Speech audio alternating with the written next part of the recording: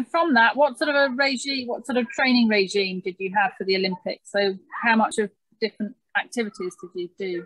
Yeah, I mean, it was, I say, it wasn't much different when we were amateur because we used to pack things in sort of the start and end of the day.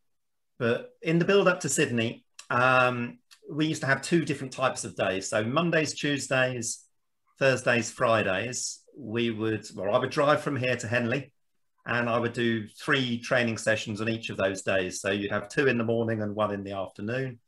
And that was generally, first one would be on the water, probably 20 kilometers.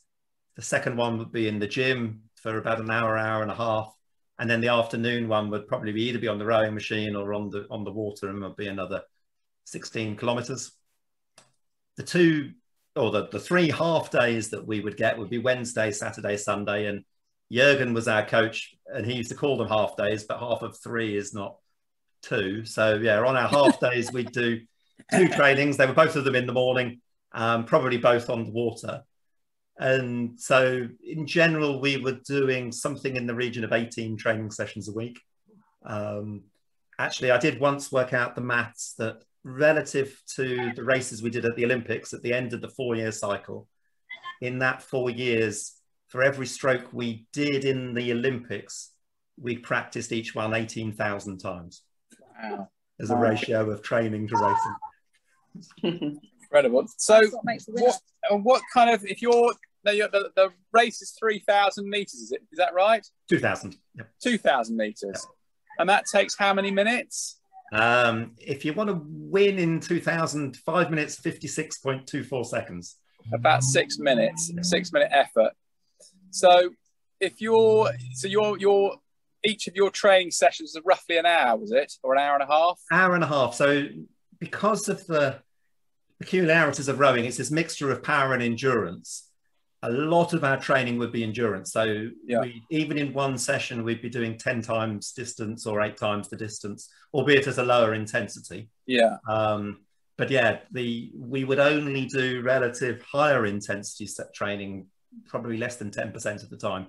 Like 80% of the training would be building our endurance base. Yeah. But that's the next question is, why do you spend so much time training to do races 10 times longer than you're ever going to do? It's a good question, and I think I probably asked this question to physiologists many times, because actually I loved the racing, and actually when I was younger, I didn't have a coach that knew the science of it, and we just used to race. Like every day we'd race and we practice racing, and actually became quite good at racing. But the science is true, and actually all of the teams do it, and it'd be ultimately, I guess, a brave decision to be the one that didn't do it, because it is the endurance base that takes the time to do. And so 80 to 85% of our training would be aerobic, and only a relative small percentage would be sort of anaerobic and the higher intensity. Because actually it's the base that takes the time to do, and we can build up the power relatively quickly compared to the endurance that was needed. Right.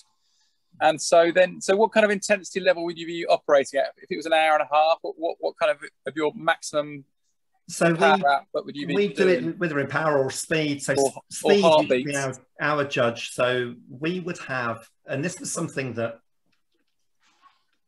actually we were quite keen to get over, that I got this sort of mantra that rowing wasn't just about getting hot and sweaty, that it wasn't just about the effort that you were producing, it was about the quality of the effort. Yeah. And therefore, we used to use speed as our judgment rather than just heart rate, for example, or just physical intensity. Because actually, ultimately, you could give the athlete the decision, do you want to row very hard but inefficiently and go medium speed? Or would you? And hopefully they'll also therefore be thinking about their technique and efficiency. But in terms of speed, so for our 20 kilometers, we'd normally be at something like 80% or just under 80%, 75 to 80% of gold medal speed. And the gold medal speed would be the fastest you could possibly go over 2,000 meters. So actually, that would be very, very difficult to maintain. Well, it'd be nigh on impossible to maintain for more than 2,000 meters, 100%. So you could do 105% over short, sharp bursts. But if you're doing any intensity up, it was 75 to 80 for our first level, or 80 to 83 for our second level. and actually we would have the technology to show us the speeds that we're going. We became very good at judging it. It was actually interesting. I mean, even now, I mean, having said we didn't do a lot on heart rate, if I am on the bike now, I don't tend to wear a pulse meter because I can tell you what my heart rate is within a beat or two. Yeah. Sort of, because I guess I've got good at judging it. Or in those days, we could tell the speeds we were doing, even if we didn't need the GPS to actually sort of be giving us the numbers.